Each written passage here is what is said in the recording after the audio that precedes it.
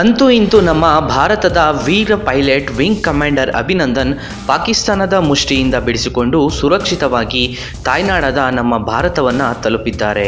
ಪಾಕಿಸ್ತಾನ ಮಧ್ಯಾಹ್ನವೇ ಅಭಿನಂದನ್ ಅವರನ್ನು ಭಾರತಕ್ಕೆ ಹಸ್ತಾಂತರಿಸಬೇಕಿದ್ದರೂ ಕೂಡ ತಡರಾತ್ರಿ 9:15 ವೇಳೆಗೆ ಅಭಿನಂದನ್ ಭಾರತಕ್ಕೆ ಹೆಜ್ಜೆ ಇಟ್ಟಿದ್ದಾರೆ.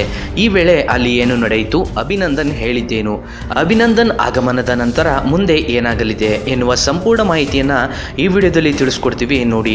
ಅದಕ್ಕಿಂತ ಮುಂಚೆ ನೀವು ಇನ್ನೂ ನಮ್ಮ ಯೂಟ್ಯೂಬ್ ಚಾನಲ್ಗೆ ಸಬ್ಸ್ಕ್ರೈಬ್ ಮಾಡಿಲ್ಲ ಅಂದರೆ ಈಗಲೇ ವಿಡಿಯೋ ಕೆಳಗೆ ಕಾಣುವ ರೆಡ್ ಕಲರ್ ಸಬ್ಸ್ಕ್ರೈಬ್ ಬಟನ್ ಮೇಲೆ ಕ್ಲಿಕ್ ಮಾಡಿ ಹಾಗೂ ನಮ್ಮ ದೈನಂದಿನ ಎಲ್ಲ ಹೊಸ ವಿಡಿಯೋಗಳ ಅಪ್ಡೇಟ್ಗಾಗಿ ಪಕ್ಕದಲ್ಲಿರುವ ಬೆಲ್ ಐಕನ್ ಕೂಡ ಕ್ಲಿಕ್ ಮಾಡಿ. ನಮ್ಮ ಹೆಮ್ಮೆಯ ಭಾರತೀಯನನ್ನು ಭಾರತಕ್ಕೆ ಬರಮಾಡಿಕೊಳ್ಳಲು ಅದಾಗಲೇ ವಾಘಾ ಗಡಿಯಲ್ಲಿ ಸಾವಿರಾರು ಸಂಖ್ಯೆಯ ಭಾರತೀಯರು ನೆರೆದಿದ್ದರು. ಈ ವೇಳೆಯಲ್ಲಿ ಅಭಿನಂದನ್ ಭಾರತಕ್ಕೆ ಹೆಜ್ಜೆ ಇಡುತ್ತಿದ್ದಂತೆ ಭಾರತೀಯರು ಜಯಘೋಷಗಳನ್ನು ಕೂಗಿದರು. ಅವರ ಸಂಭ್ರಮ ಮುಗಿಲು ಮುಟ್ಟಿತ್ತು. ಭಾರತಕ್ಕೆ ವಾಪಸ್ಸಾದ ನಂತರ ಅಭಿನಂದನ್ ಆಡಿದ ಮೊದಲ ಮಾತುಗಳು ಎಂದರೆ, ಭಾರತಾಂಬೆಯ ನನ್ನ ತಾಯ್ನಾಡಿಗೆ ವಾಪಸ್ಸಾಗಿದ್ದು ನನಗೆ ಎಲ್ಲಿಲ್ಲದ ಸಂತೋಷವನ್ನು ಕೊಟ್ಟಿದೆ. ಎಲ್ಲ ಭಾರತೀಯರ ಪ್ರೀತಿ ಪ್ರಾರ್ಥನೆಗೆ ನಾನೆಂದು ಚಿರಋಣಿ ಎಂದು ಅಭಿನಂದನ್ ಹೇಳಿದ್ದಾರೆ.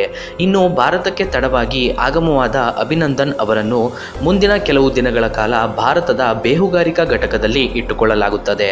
ಅಂದರೆ ಅವರನ್ನು ದೈಹಿಕವಾಗಿ ಮಾತ್ರವಲ್ಲದೆ ಮಾನಸಿಕವಾಗಿಯೂ ಸಹ ಪರೀಕ್ಷೆ ನಡೆಸಲಾಗುತ್ತದೆ. ಪಾಕಿಸ್ತಾನ ಅಭಿನಂದನ್ ಅವರ ದೇಹದಲ್ಲಿ ಏನಾದರೂ ಸ್ಕ್ಯಾನಿಂಗ್ ಮಾಡಲು ಮಾಹಿತಿಯನ್ನು ಪಡೆಯಲು ಉಪಕರಣಗಳನ್ನು ಇಟ್ಟು ಕಳುಹಿಸಿದೆಯಾ ಎಂಬ ಸಂಪೂರ್ಣ ಚೆಕಪ್ ನಡೆಯುತ್ತದೆ. ಇದಾದ ನಂತರ ಮಾನಸಿಕ ಪರೀಕ್ಷೆಯನ್ನು ಮಾಡಿ ಅಭಿನಂದನ್ ಅವರಿಂದ ಯಾವ ರೀತಿಯ ಸತ್ಯಗಳನ್ನು ಬಾಯ್ಬಿಡಿಸಲಾಗಿದೆ ಎಂಬುದನ್ನು ಸಹ ತಿಳಿದುಕೊಳ್ಳಲಿದ್ದಾರೆ. ಏನೇ ಆಗಲಿ ಅಭಿನಂದನ್ ಭಾರತಕ್ಕೆ ಮರಳಿದ್ದು ಎಲ್ಲರಿಗೂ ಸಂತೋಷವನ್ನು ತಂದಿದೆ. ಅಂತಾರಾಷ್ಟ್ರೀಯ ಮಟ್ಟದಲ್ಲಿ ನಮ್ಮ ಭಾರತಕ್ಕೆ ದೊಡ್ಡ ಸಾಧನೆಯನ್ನು ತಂದಿದ್ದಾರೆ ಅಭಿನಂದನ್. ನಮ್ಮ ವೀರ ಯೋಧ ವಿಂಗ್ ಕಮಾಂಡರ್ ಅಭಿನಂದನ್ ಭಾರತಕ್ಕೆ ವಾಪಸ್ಸಾಗಿರುವ ಬಗ್ಗೆ ಹಾಗೂ ಈಗ ಪಾಕಿಸ್ತಾನಕ್ಕೆ ಯಾವ ರೀತಿಯ ಕ್ರಮ ಕೈಗೊಳ್ಳಬೇಕು ಎಂಬುದನ್ನು ವಿಡಿಯೋ ಕೆಳಗಿರುವ ಕಮೆಂಟ್ ಬಾಕ್ಸ್ನಲ್ಲಿ ತಿಳಿಸಿ. ತಪ್ಪದೆ ಈ ವಿಡಿಯೋನ ಲೈಕ್ ಮಾಡಿ, ಈಗಲೇ ಎಲ್ಲ ಕಡೆ ಶೇರ್ ಮಾಡಿ ಹಾಗೂ ವಿಡಿಯೋ ಕೆಳಗೆ ಕಾಣುವ red colour subscribe button click ಮಾಡಿ, ಪಕ್ಕದಲ್ಲಿರುವ ಬೆಲ್ ಐಕಾನ್ ಕ್ಲಿಕ್ ಮಾಡಿ. ಧನ್ಯವಾದಗಳು. ಜೈ ಹಿಂದ್.